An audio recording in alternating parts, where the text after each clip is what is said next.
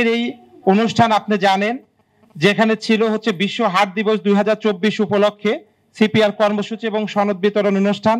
এই মাসব্যাপী অনেক প্রশিক্ষণ হয়েছে এবং সেই প্রশিক্ষণে আজকে সেই মহেন্দ্রক্ষণ যে গত মাসের, যেখানে আমরা আসলে আমাদের সনদ বিতরণ এবং মাসব্যাপী অনুষ্ঠানের প্রথম পর্যায়ের আজকে সমাপনী অনুষ্ঠানের আয়োজন করেছেন।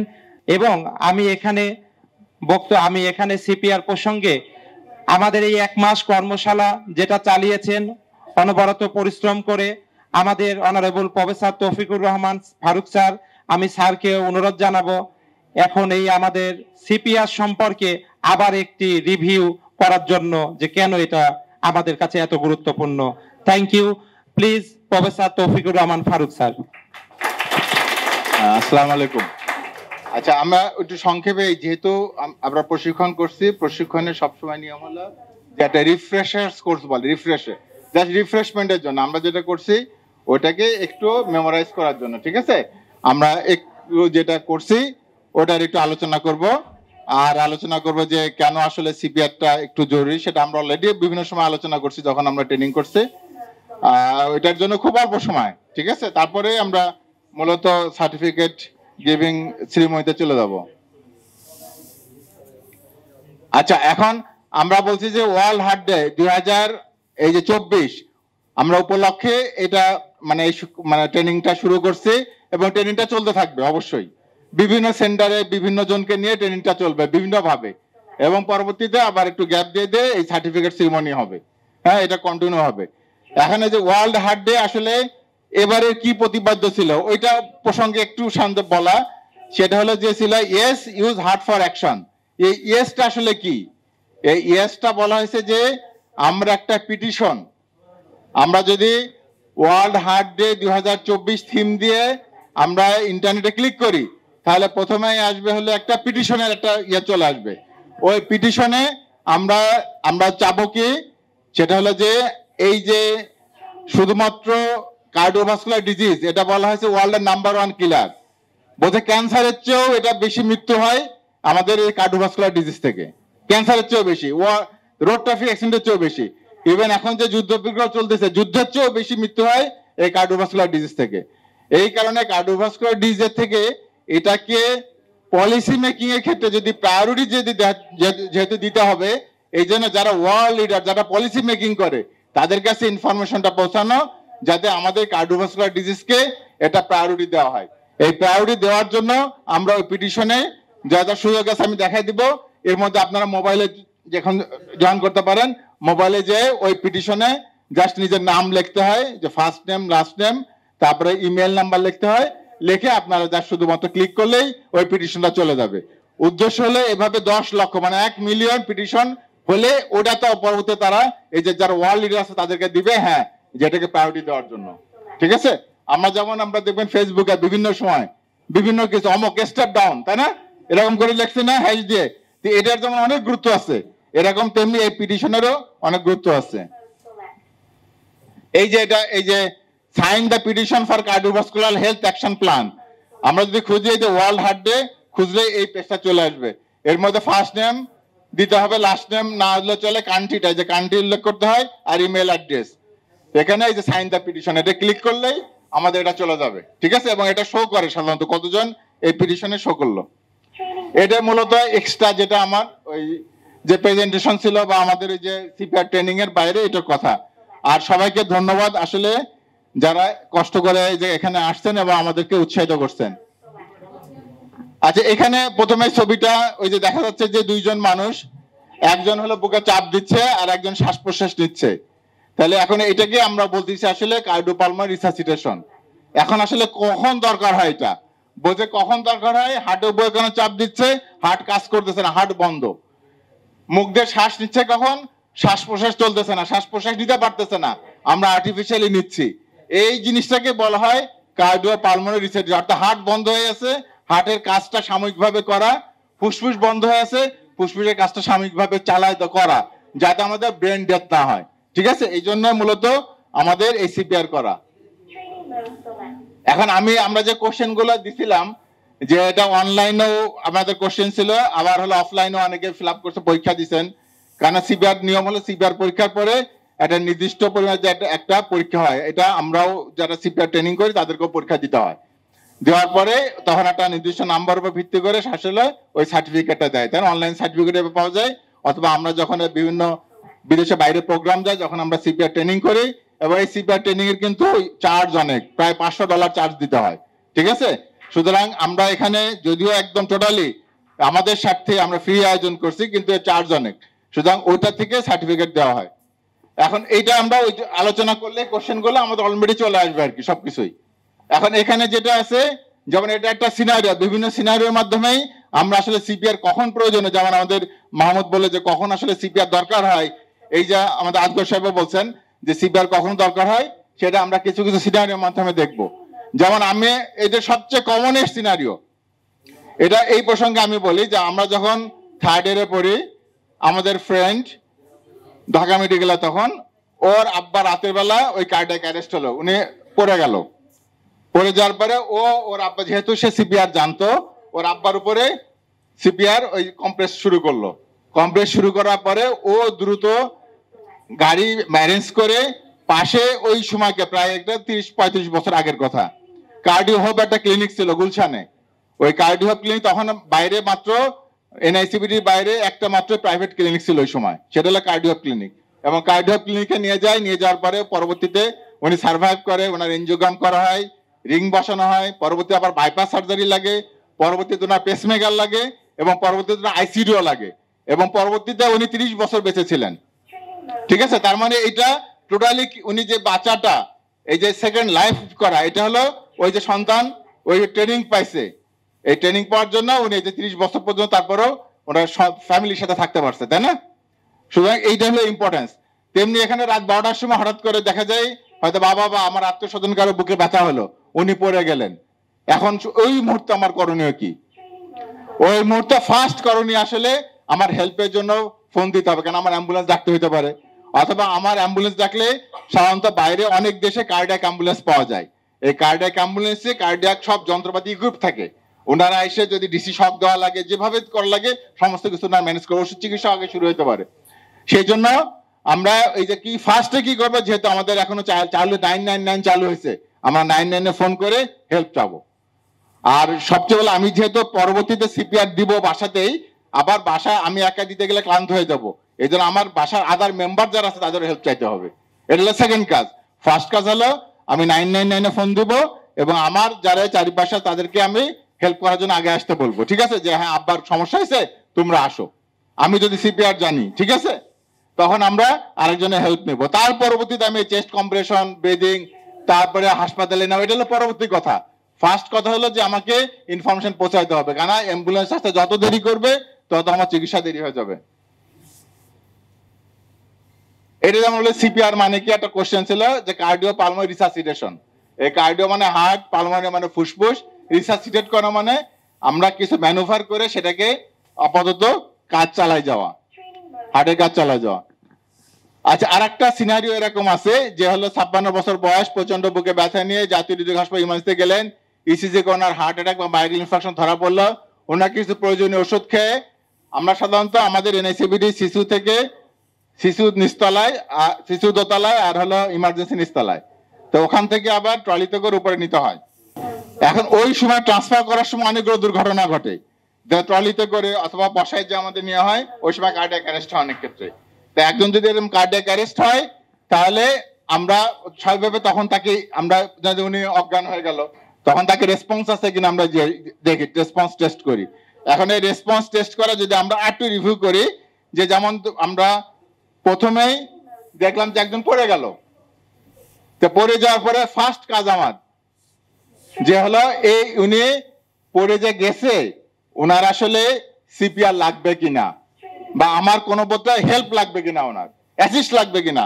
অ্যাসিস্ট মানে ওনার হার্ট চালানোর জন্য, হার্ট তো নিচ থেকে চলে, তাই না, তা আমার বাইরে থেকে অ্যাসিস্ট লাগবে কিনা, অথবা ফুসফুস নিচ থেকে চলে, ফুসফুস চালানোর জন্য আমার অ্যাসিস্ট লাগবে কিনা।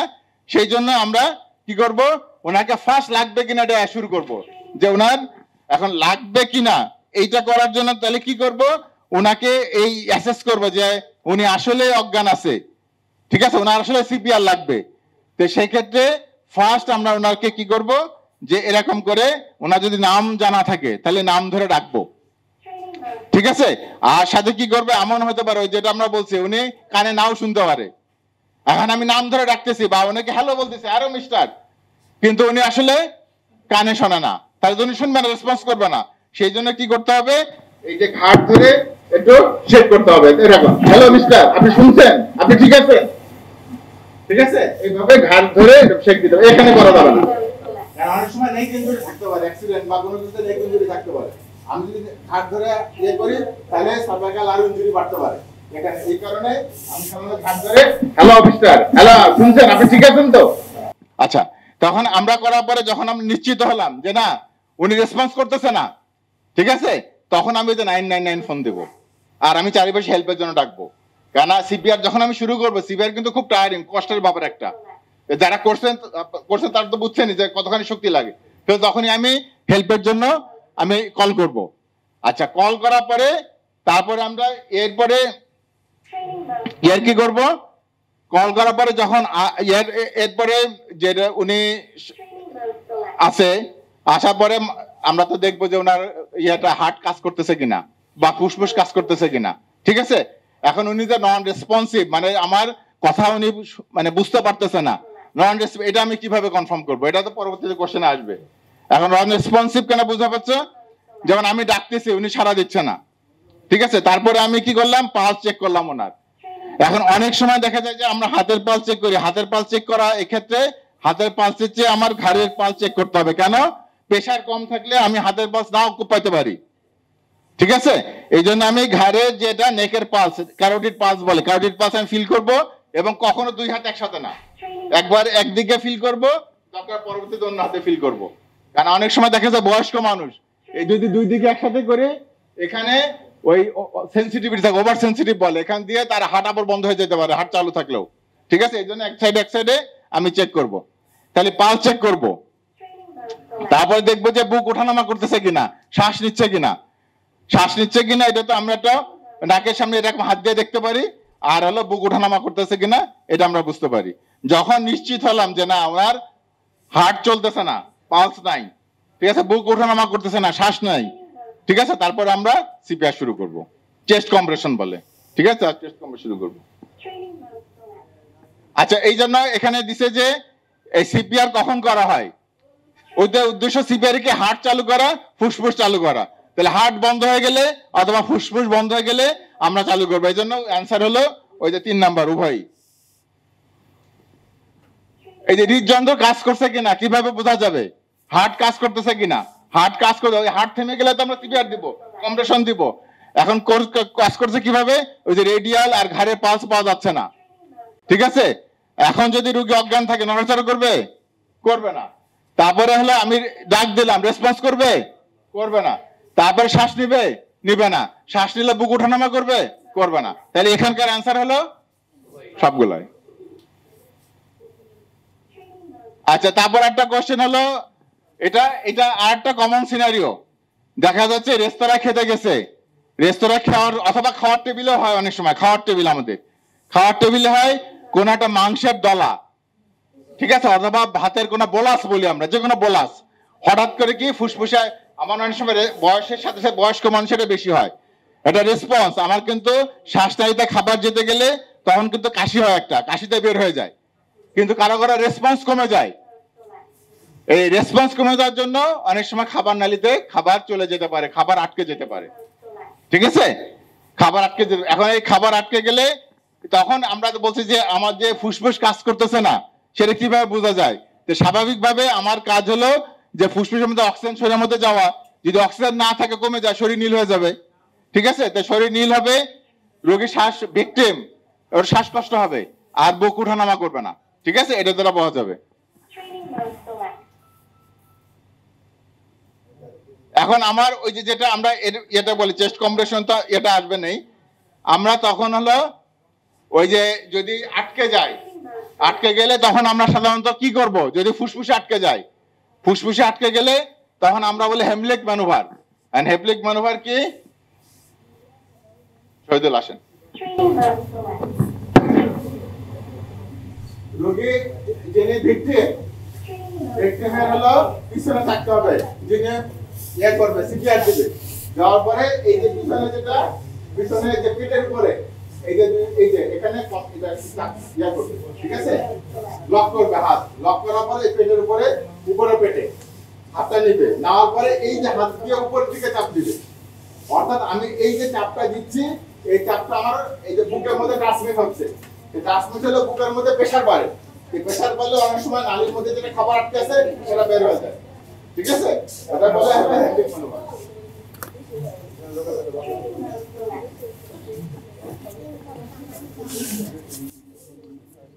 আচ্ছা, তারপর এটা তো মোটামুটি সবারই আনসার ইয়া হয়েছে। সেটা হলো যে একজন কোনো ব্যক্তি আর কি যে চেম্বারে এসে পড়ে গেলেন, ওই যে যারা শুনছেন আর কি, ওই যে আমাদের আজিজ সাহেবের ইয়েটা সিনারিও, সেটা হলো যে উনি পালস পাচ্ছে না, রোগী সাড়া দিচ্ছে না, এখন কি করতে হবে? ওই যে আলাপ করছে, ফার্স্ট কাজ হলো আমার 999-এ ফোন দিতে হবে আর হেল্পের জন্য ডাকতে হবে চেস্ট কম্প্রেশন করার আগে, ঠিক আছে। চেস্ট কম্প্রেশন করার আগে 999-এ ফোন দিতে হবে, আর হলো আমাদের চারিপাশে কাউকে হেল্প করতে হবে, কারণ আমারও দরকার পড়ে, আমি সিপিআর দিয়ে ক্লান্ত হয়ে গেলে উনি সিপিআর দিবে যায় পরে।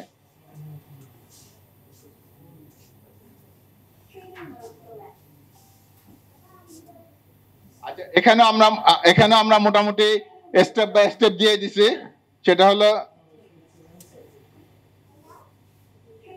স্টেপ বাই স্টেপ এদের মধ্যে এই যে শেক অ্যান্ড শাউট, ওই যে বলছে ঘাট ধরে বলতে হবে, নাম ধরে ইয়ে করতে হবে, নাড়াইতে হবে, আর হলো শাউট করতে হবে। তারপরে হলো 999-এ ফোন দিতে হবে। তারপরে হলো শ্বাস নিচ্ছে কিনা এটা চেক করে আমি ওই যে নন রেসপন্সিভ কনফার্ম করলাম যে না, পালসও নাই, শ্বাসও নিচ্ছে না। তারপর আমরা কি করবো? এই যে কম্প্রেশন করবো, চেস্ট কম্প্রেশন করা শুরু করব। এখন এই চেস্ট কম্প্রেশনের ক্ষেত্রে আমাদের যেটা আছে সেটা হলো এই যে পেটের এখানে এই যে হাড্ডি আছে, এই হাড্ডি থেকে জাস্ট 1-2 আঙ্গুল দিয়ে তার উপরে এই যে এখানে আসবো আমি, এই এটা হলো ম্যানুটারি স্টার্নাম, ঠিক আছে। এই জিপি স্টার্নামের উপরে তারপরে আমরা কি করব? 2 আঙ্গুল দিব, তারপরে হাতটা লক করব। আমরা যদি হয় এইভাবে লক করব। আমি প্রেস ইয়া করব কিন্তু ডান হাত দিয়ে, আমি যেহেতু ডান হাত, ঠিক আছে। তাহলে ডান হাতে প্রেস করব, বাম হাত নিচে থাকবে, ডান হাত উপরে এইভাবে লক করতে হবে। লক, এই লক করার পরে তারপরে হলো এই যে আমাদের স্টার্নামে লোয়ার থার্ডে, ঠিক আছে, এই যে সামনে যে বোন আছে, ব্রেস্ট বোন বলবে, স্টার্নাম বলি আমরা। তাহলে এই লোয়ার থার্ডে আমরা এটা রেখে এই যে ইয়ার যেটা আছে আমাদের হাতের পাম, ঠিক আছে, চালু এখন নিয়ে এবারে একবারে হাতে যে সোজা আমি প্রেস করব হলো আমার এই ঘাট দিয়ে, না এরকম না বা এরকম না, ঠিক আছে, হবে এরকম, এই অথবা এই যে এখানে।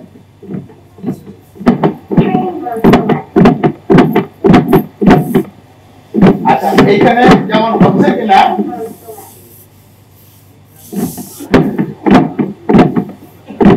এটা হচ্ছে কিনা, এটা হলো এই যে আমার এটা সিমুলেটরের সুবিধা কি?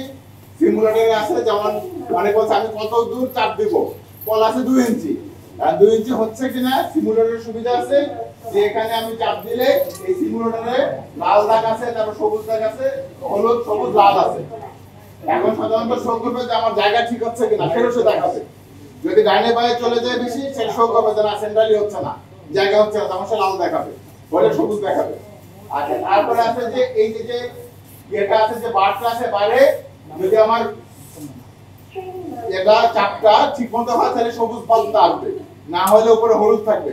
আবার চাপ যদি বেশি হয়ে যায় তখন লাল দাগ হবে, ঠিক আছে। এটা হলো আমাদের এর সুবিধা, যে সিমুলেটরের সুবিধা।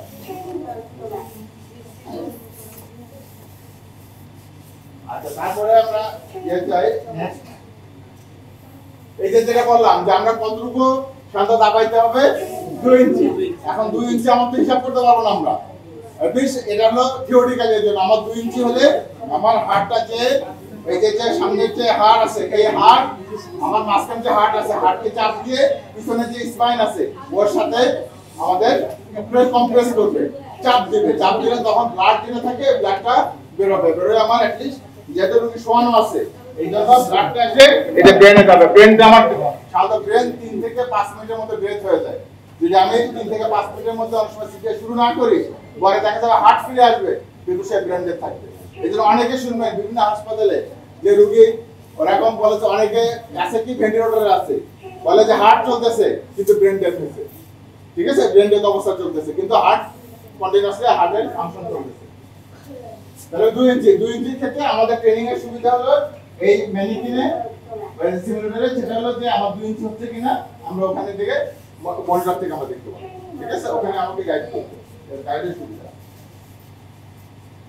এই যে এখানে ছবি আছে, এই যে এবং কতটুকু আমরা বলা আছে যে এই যে কম্প্রেস করব, কম্প্রেস সাধারণত কি রেটে করব, বলা আছে যে আমরা মিনিটে কতটুকু 100 থেকে 120, মিনিটে 100 থেকে 120 বার কম্প্রেস করব। তার মানে 1 সেকেন্ডে কয়বার? 1 থেকে 2 বার। ঠিক আছে, 1 সেকেন্ডে 2 বার, সাধারণত 1 সেকেন্ডে 2 বার আমরা কম্প্রেস করব। এই যে প্রতি সেকেন্ডে 2 বার কম্প্রেস করব, 100 থেকে 120 বার কম্প্রেস করব। আচ্ছা, করার পরে এই যে আমরা সাধারণত কি করব, যে যখন কম্প্রেস করব তখন 30 বার কম্প্রেস করব। 30 বার কম্প্রেস করার পরে তারপর আমরা 2 বার আর্টিফিশিয়াল রেসপিরেশন দিব, রেস্কিউ ব্রিদিং বলে। ঠিক আছে, 2 বার রেস্কিউ ব্রিদিং, মানে 30 বার কম্প্রেস করার পরে 2 বার দিব, আবার 30 বার পরে 2 বার দিব।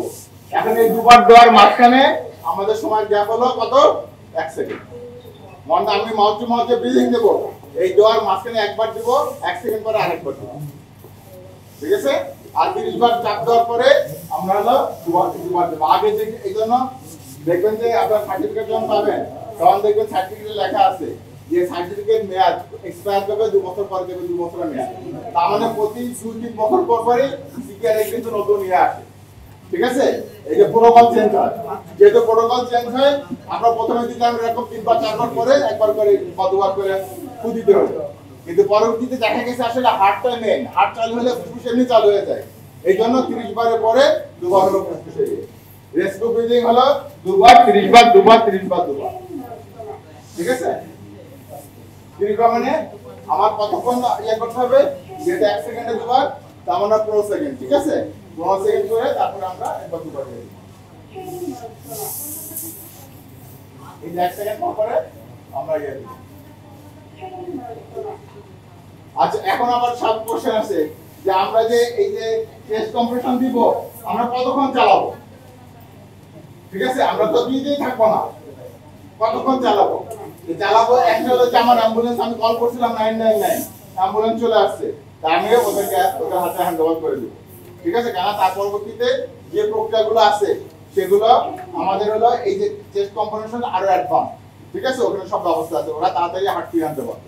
ঠিক আছে, তাহলে 999 ফোন দিলাম, ওরা হলো চলে আসলো। 2 হলো আমি এই যে কমপ্লেক্স করলাম, কিছু পর দেখুন তাকাচ্ছে। ঠিক আছে, আর উনি তাকাচ্ছে, রেসপন্স করতে অথবা বলতেছে কি ব্যাপার আমি কই, তার মানে এই যে সেন্স ফিরে আসছে না, রেসপন্স করতেছে, তাহলে আমি কম্প্রেশন করা বন্ধ করে দেব। আর তখন আমি আবার কি করব, মাঝে মাঝে আমি পালস চেক করব, পালস। তাহলে পালস চেক করলে যদি দেখা যায় হ্যাঁ পালস পাওয়া যাচ্ছে, তার মানে হার্ট কি কাজ করা শুরু হয়েছে, তাহলে আমার তো আর রাখবে একবার আমি বন্ধ করে দেব। অথবা আমি দিচ্ছি, দিতে আধা ঘন্টা হয়ে গেছে, আধা ঘন্টার মধ্যে ফেরে নেয় এবং আমার হাতে হাসপাতালে যান, আধা ঘন্টার মধ্যে সিপিআর দিচ্ছি, সিপিআর দেওয়ার পরেও আমরা দেখতেছি হার্ট এটা আমার ফাংশন আসে নাই, পালস পাওয়া যাচ্ছে না। ঠিক আছে, তখন আমি দেব ইয়াটা আমি ডেট ডিক্লেয়ার করব। ঠিক আছে, আমরা ডেট ডিক্লেয়ার করব।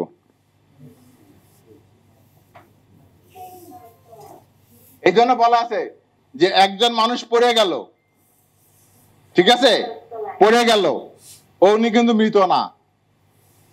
আমি পালস পাচ্ছি না, আমি চোখে রেসপন্স পাচ্ছি না, ব্লাড প্রেশার পাচ্ছি না, ঠিক আছে, পালস নাই, আমি দেখে তাকে ডেট ডিক্লেয়ার করতে পারবো না। তাকে ডিক্লেয়ার করতে হবে অ্যাটলিস্ট 30 মিনিট সিপিআর দিতে হবে, কারণ এর মধ্যে সে বেঁচে যেতে পারে। অ্যাটলিস্ট মানে কমপক্ষে 30 মিনিট সিপিআর দিতে হবে, এর মধ্যে সে বেঁচে যেতে পারে।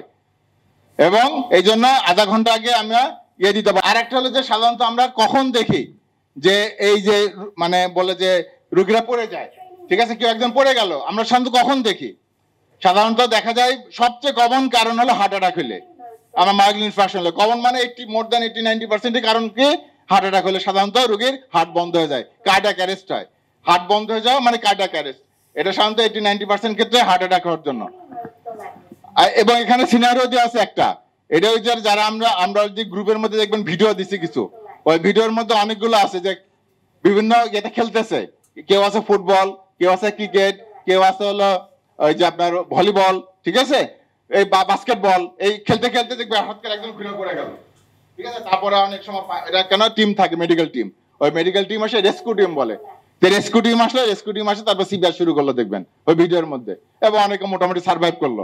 তাহলে এই যে সিনারিও বিভিন্ন ইয়েতে, কেন অনেক সময় কম্পিটিটিভ স্পোর্টস যেগুলো বলে, এই কম্পিটিটিভ স্পোর্টসে আপনার হলো অনেক সময় যে হার্টের অক্সিজেন সাপ্লাই কমে যায়, তখন রোগী হঠাৎ করে কোনো ভিকটিম বলে বা কলাপস করতে পারে, অথবা বলে যে কোনো অনেক সময় ইলেকট্রোকুশন, আমরা ইলেকট্রিক শক পড়ে না, ইলেকট্রিক শক খেলে হতে পারে, অথবা আমাদের রক্তের পটাশিয়াম বা ইয়ে অনেক সময় বেশি কম হয়ে গেলে। তবে কমনের সিনারি হলো হার্ট অ্যাটাক হলে সাধারণত। আচ্ছা, আর বাচ্চাদের ক্ষেত্রে যেমন আমরা বলছিলাম যে একটা কথা, সেটা হলো যে আমরা অ্যাডাল্ট বলছি কি বয়স্ক 2 হাত, ঠিক আছে, আর যদি বাচ্চা চিলড্রেন 18 বছরের নিচে 1 হাত, এই যে কালো 1 হাত, এইভাবে 1 হাত। আর যদি ইনফ্যান্ট হয় 1 বছরের নিচে, ঠিক আছে, তাহলে এই সাথে 2 হাত মধ্যে, অথবা এটা হওয়ার পর দেখবেন নিয়ে বলে নিয়ে এরকম করে, ঠিক আছে, দিশাতে চাপতে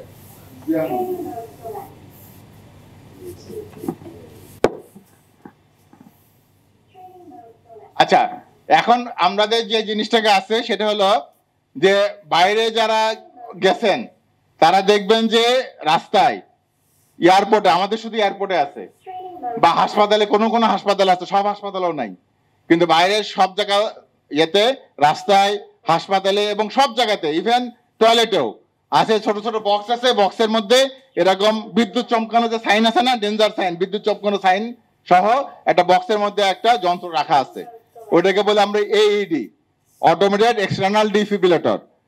এটা হলো ওই যে কি হবে, যখন রোগীর আমরা সিপিআর করতেছি, সিপিআর করলে যেটা পড়ে যে গেল, তখন ওখান থেকে যন্ত্রটা নিয়ে আসা হয়, তারপরে এখানে চেস্ট লিড, আমরা ইসিজি ভাবে লাগাই চেস্ট লিড, ওইভাবে চেস্ট লিড লাগানো হয়, লাগানোর পরে ওই মেশিন চালু করলে সে অটোমেটিক এটাকে রিড করতে পারে, রিড করার পরে তখন যদি শক লাগে, ইলেকট্রিক শক, তখন ওই মেশিন শক দিতে পারে, মেশিন তখন অলরেডি বলে যে আপনার দূরে সরে যাওয়ার জন্য, ঠিক আছে, দূরে সরে যাওয়ার পরে সে শক দেয়, শক দিলে যে রোগীর চান্স অফ সার্ভাইভাল বলে, অর্থাৎ বেঁচে থাকার বা বেঁচে বাঁচার সম্ভাবনা অনেক বেশি হয় এখানে। এই যে মেশিন, ওই যে AED বলে, অটোমেটেড এক্সটার্নাল ডিফিব্রিলেটর, বাইরে কিন্তু বেসিক ট্রেনিং এর এটা অংশ, এই যে বেসিক সিপিআর এর অংশ কিন্তু এই যে AED যেটা আছে, AED হলো সিমুলেটরের সাথে থাকে অনেক সময়। তাহলে এই যে আমাদের বাঁচার চান্স বাড়বে কিভাবে, ওই আর্লি অ্যাক্সেস, মানে দ্রুত ফোন করা, সঙ্গে সঙ্গে চারিপাশে হেল্প করা, এই জন্য আর্লি অ্যাক্সেস। 2 হলো আর্লি সিপিআর, ওই চেস্ট কম্প্রেশন আর মাউথ টু মাউথ ব্রিদিং। আচ্ছা, তারপরে আর্লি ডিফিব্রিলেটর, ওই যে AED বললাম মেশিন, ওই AED করে শক দেওয়া। আর হলো এরপর আর্লি অ্যাডভান্স কেয়ার, সিপিআর যেমন এটা বলে বেসিক সিপিআর, আমরা আজকে সার্টিফিকেট দেবো বেসিক সিপিআর, দেখবেন লেখা আছে বেসিক সিপিআর। এই জন্য অ্যাডভান্স সিপিআর আছে, সেগুলোতে আমরা ওষুধ দেই, আবার এই যে শকের আলাদা শকের ব্যবস্থা আছে, ওষুধের ব্যবস্থা আছে, সেটাকে বলে অ্যাডভান্স কেয়ার। এই জন্য যত তাড়াতাড়ি শুরু করবো তত তাড়াতাড়ি হবে। তাহলে এই হলো মোটামুটি আমাদের আলোচনা। এর মধ্যে যদি কারো কোশ্চেন থাকে বা কোনো কেউ যদি আলোচনা করতে চায়, আমার মনে হয় আলোচনা করতে পারবে। আর আমরা এরপরে একটা কুইজ কম্পিটিশন হয়েছিল, যেটা অনলাইনে হয়েছে, এই কুইজ কম্পিটিশনে যারা অনেকে পার্টিসিপেট করে, প্রায় 80-90 জন পার্টিসিপেট করছে আর কি, হ্যাঁ, অনলাইন কুইজে। আমি রেজাল্ট শিটটা নামায় আনছি, নামানোর পরে ওটার আমরা কুইজের পুরস্কারটা দিব। মামুদ রেডি, কুইজের পুরস্কার। এখন কোশ্চেন অ্যান্সার, কোন কোশ্চেন থাকে এই বিষয়ে জানার, বা আপনাদের এখনো যদি কারোর কোনো কোশ্চেন থাকে, আমরা জিনিসটা ক্লিয়ার হয়ে যায়। কারণ আসলে এমন একসাথে করে সবাই মিলে আমরা স্যারদের কাছ থেকে যেভাবে শিখতে পারছি, এই সুযোগ বা সময়ও আসলে সবার হয় না। এই জন্য কারোর যদি কোনো রকম কোশ্চেন থাকে অ্যাবাউট রিগার্ডিং দিস ট্রেনিং আর সিপিআর, তাহলে আমরা এখনো বলতে পারি। If anybody any question, please. Sir, আসসালামু আলাইকুম স্যার। এই সিমটমস গুলো অনেক সময় ইপিলেপসি বা খিঁচুনি রোগীদের হয়, হ্যাঁ, অনেক সময় খাড়ার উপর পড়ে যায়, খিঁচুনি রোগী পড়ে গেল, পড়ে সবাই মৃগী রোগী। এখন আমি কি সিপিআর শুরু করবো কিনা মৃগী রোগীর? খুব ভালো প্রশ্ন, ঠিক আছে। তাহলে ওই যে আমি যে কথা বললাম, ওখানে যদি আপনি ঘাট ধরে রেসপন্স করি, ও ডাক দেবে, ও কিন্তু শুনবে না। শুনবে? শুনবে, নন রেসপন্সিভ। কিন্তু আমি পার্থক্য করতে পারবো তার হার্ট কাজ করতেছে কিনা। তাহলে আমরা কিভাবে পার্থক্য করতে পারবো, কিভাবে জানতে পারবো? কি কেমনে জানবা? হার্ট কাজ করতেছে কেমনে জানবা? কি করবা তখন? পালস চেক করতে হবে। এই যে সবাই বলছে পালস চেক করতে হবে। ঠিক আছে, তার মানে সার্টিফিকেট দেওয়া যাবে সবার। Thank you. ঠিক আছে, তাহলে ওই যে কোর্স, ওর অ্যান্সার কি? আমি ইয়ার যে রোগী, মৃগের রোগী, আমি পাঁচ যদি দেই, কি করবে? পাঁচ হবে, যদি বুক ওঠানামা করবে। ঠিক আছে, কিন্তু হার্ট যে হার্ট অ্যাটাকের রোগী বা কার্ডিয়াক অ্যারেস্টের রোগী কি করবে? পাস পাওয়া যাবে? যাবে না। যে শ্বাস নেবে? নেবে না।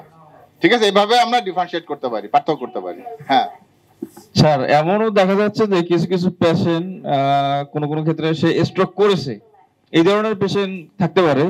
সেই ক্ষেত্রে সে যদি হঠাৎ সে পড়ে যায় অথবা তার যদি সিপিআর প্রয়োজন হয়, সেটা কিভাবে আসলে বোঝা যাবে এবং সিপিআর করা ঠিক হবে কিনা সেটা। আচ্ছা, গুড, ভেরি গুড। এটা স্ট্রোক। এই জন্য অনেকে আমরা বলি হার্ট অ্যাটাক আর স্ট্রোকের পার্থক্য কি।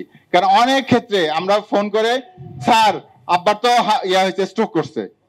আমরা স্ট্রোক করছে, কি স্ট্রোক? হাত পা প্যারালাইসিস করে? না না না, হার্ট অ্যাটাক হয়েছে।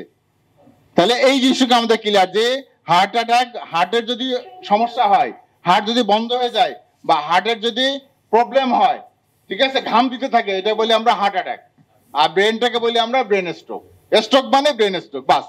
এখন ওই যেটা বললো যে স্ট্রোক করছে, উনি তো পড়ে যাচ্ছে। এমন হতে পারে যদি স্ট্রোকের মাত্রা বেশি হয়, উনি অজ্ঞান হয়ে যেতে পারে, জ্ঞান নাই। এখন আমি যদি ওনারা ডাকি, তাও রেসপন্স করবে না। তাহলে আমরা ডিফারেন্সিয়েট করবো কেমনে? সেক্ষেত্রেও পালস, আর তার পালস থাকবে, ব্লাড প্রেশার হয়তো বেশি থাকবে অনেক, আর শ্বাস প্রশ্বাস নিবে না নিবে না? নেবে। তাহলে শ্বাস প্রশ্বাস নিবে, বাস। আর আমি সিপিআর লাগবে কিনা আমরা বুঝে গেলাম। ঠিক আছে, আর কোনো কোশ্চেন? ওই যে ইয়া দাও, ও কোশ্চেন করবে। কোশ্চেন? আচ্ছা, কোশ্চেন? কোনো কোশ্চেন? স্যাররাও কোনো কমেন্ট থাকলে, কোশ্চেন থাকলে এই সময়, ঠিক আছে, কোনো কোশ্চেন বা আপনারা তো পরে বলবেনই, এর মধ্যে যদি কোনো কিছু থাকে। ঠিক আছে, কোনো কোশ্চেন? না হলে আমরা নেক্সট সেশনে চলে যাবো, ওই যে পুরস্কার ইয়েতে চলে যাবো, কুইজের। আচ্ছা, হ্যাঁ হ্যাঁ, কোশ্চেন? স্যার, আমার একটা কোশ্চেন, যদিও মানে আমি দ্বিধাদ্বন্দ্বের মধ্যে আছি যে ফুসফুস কাজ করছে না। ফুসফুস কাজ করছে না মানে যে ফুসফুসে কাজ না করার কারণে সে মানে নীল হয়ে গেছে শরীরটা, তারপরে শ্বাসকষ্ট হচ্ছে, আর পেট এবং বুকও ওঠানামা করছে না। মানে কিন্তু আমি যে প্রশ্নের অ্যান্সার আসছিলাম, ওইখানে দেখলাম যে শুধু একটা দেওয়া আছে যে নীল হয়ে গেছে, এইটাই অ্যান্সার মানে শো করছে, অ্যান্সার নীল হয়ে গেছে। আমার দৃষ্টিতে তো তিনটাই অ্যান্সার রাইট। আচ্ছা, তিনটে অ্যান্সার রাইট, ঠিক আছে। তিনটে অ্যান্সারই হবে। যদি এরা থাকে তাহলে কোনো কারণে ইয়ে করতে হয়তো ভুল হয়েছে আর কি, কিন্তু তিনটা অ্যান্সার, ঠিক আছে। আমরা যেটা আছে তিনটা অ্যান্সার।